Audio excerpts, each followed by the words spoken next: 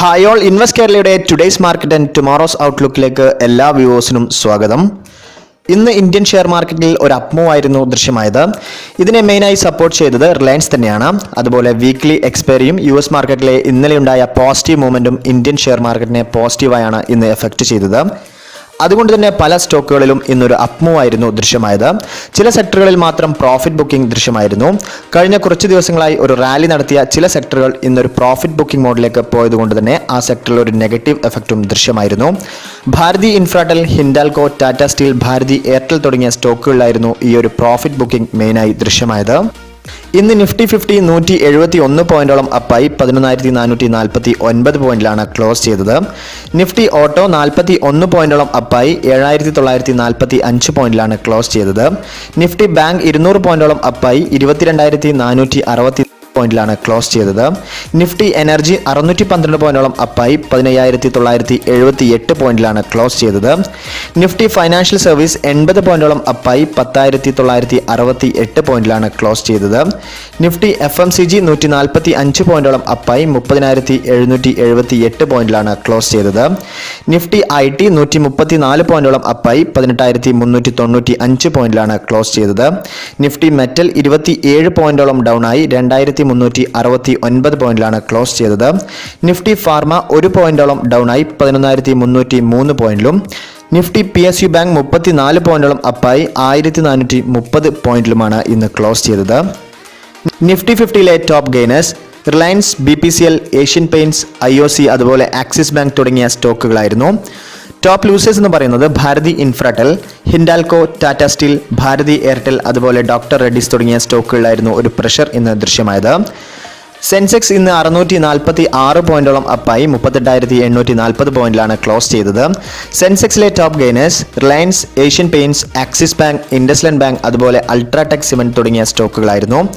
Top losers എന്ന് പറയുന്നത് HCL tech, Bajaj auto, Sun Pharma, tech Mahindra അതുപോലെ HDFC ബാങ്ക് തുടങ്ങിയ സ്റ്റോക്കുകളായിരുന്നു ഒരു പ്രഷർ ഇന്ന് ദൃശ്യമായത്. റിലയൻസ് ഇൻഡസ്ട്രി ഷെയറിൽ വലിയൊരു മുന്നേറ്റം തന്നെ ഇന്ന് ദൃശ്യമായിരുന്നു. ഏകദേശം 7% സ്റ്റോക്ക് ഒരു സമയത്ത് അപ്പിലേക്ക് മൂവ് ചെയ്തിരുന്നു.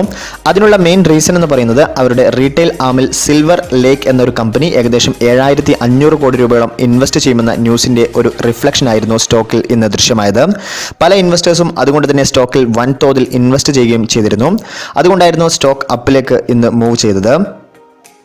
റോയൽ എൻഫീൽഡ്, ഹിമാലയ അതുപോലെ 650 ട്വിൻസിന്റെയും അസംബ്ലി പ്ലാൻ അർജന്റീനയിൽ ആരംഭിച്ചിട്ടുണ്ട്. ഇത് വരും ദിവസങ്ങളിൽ സ്റ്റോക്കിന്റെ വാല്യൂവിൽ ഒരു എഫക്റ്റ് സൃഷ്ടിച്ചേക്കാം.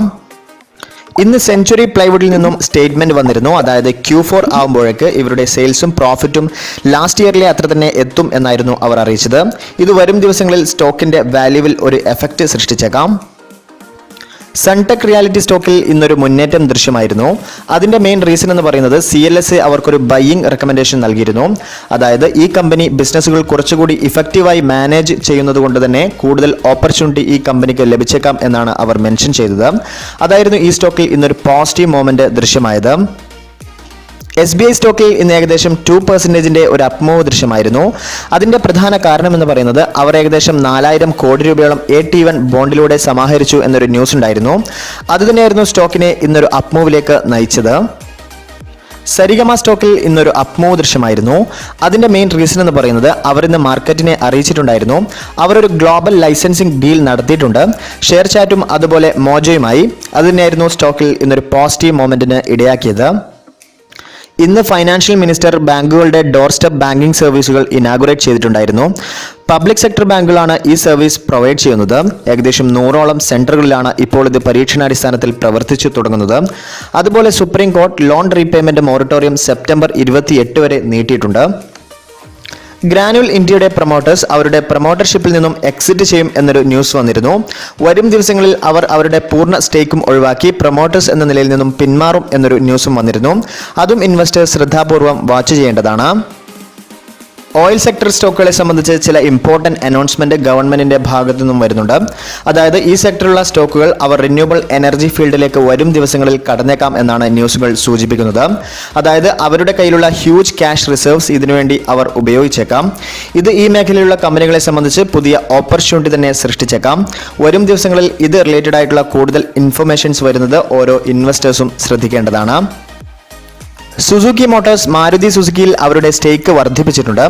ഏകദേശം 56.37% സ്റ്റേക്കാണ് ഇപ്പോൾ സുസുക്കി മോട്ടോർ കോർപ്പറേഷന് മാരുതി സുസുക്കിയിലുള്ളത്. കഴിഞ്ഞ കുറച്ചു നാളുകളായി ശ്രദ്ധിച്ചാൽ നമുക്ക് മനസ്സിലാക്കാൻ സാധിക്കും, സുസുക്കി മാരുതിയിൽ സ്റ്റേക്ക് വൻതോതിൽ ബൈ ചെയ്യുന്നുണ്ട്. കഴിഞ്ഞ മാർച്ചിൽ ഷെയർ വാല്യൂ ഒരു കറക്ഷൻ മോഡൽ ആയിരിക്കുമ്പോൾ മുതൽ അവർ സ്റ്റേക്ക് സ്വന്തമാക്കി തുടങ്ങിയതാണ്. ഇപ്പോൾ ഏകദേശം 56.37%ലേക്ക് എത്തിയിട്ടുണ്ട്. അതുപോലെ കുറേ നാളുകൾക്ക് ശേഷം ഫ്യൂച്ചർ റീറ്റെയിൽ സ്റ്റോക്കുകളിൽ ഇന്നൊരു അപ്പ് മൂവ് ദൃശ്യമായിരുന്നു. മോർണിംഗ് സെഷനിൽ ഏകദേശം 5%ഓളം അപ്പിലേക്ക് സ്റ്റോക്ക് മൂവ് ചെയ്തിട്ടുണ്ട്. ശ്രീറാം EPC ഷെയറുകളിൽ ഇന്നൊരു പ്രഷർ ദൃശ്യമായിരുന്നു. അതിൻ്റെ മെയിൻ റീസൺ എന്ന് പറയുന്നത് അവരുടെ റിസൾട്ട് തന്നെയായിരുന്നു. ഒരു ലോസ് ആയിരുന്നു റിപ്പോർട്ട് ചെയ്തത്. അതായിരുന്നു സ്റ്റോക്കിൽ ഇന്നൊരു നെഗറ്റീവായി എഫക്റ്റ് ചെയ്തത്. റിലയൻസ് ഇൻഡസ്ട്രി ഇൻഫ്രാസ്ട്രക്ചർ സ്റ്റോക്കിൽ ഇന്നൊരു അപ്പ് മൂവ് ദൃശ്യമായിരുന്നു. അതിൻ്റെ മെയിൻ റീസൺ എന്ന് പറയുന്നത് ഷെയർ ഇന്ത്യ സെക്യൂരിറ്റി അവരുടെ സ്റ്റേക്ക് വാങ്ങിച്ചിട്ടുണ്ടെന്ന ന്യൂസ് ആയിരുന്നു സ്റ്റോക്കിൽ ഒരു പോസിറ്റീവ് ഇമ്പാക്റ്റ് സൃഷ്ടിച്ചത്. ഇന്ത്യ ബുൾസ് ഹൗസിംഗ് ഫൈനാൻസ് സ്റ്റോക്കുകളിൽ ഇന്നൊരു പ്രഷർ ദൃശ്യമായിരുന്നു.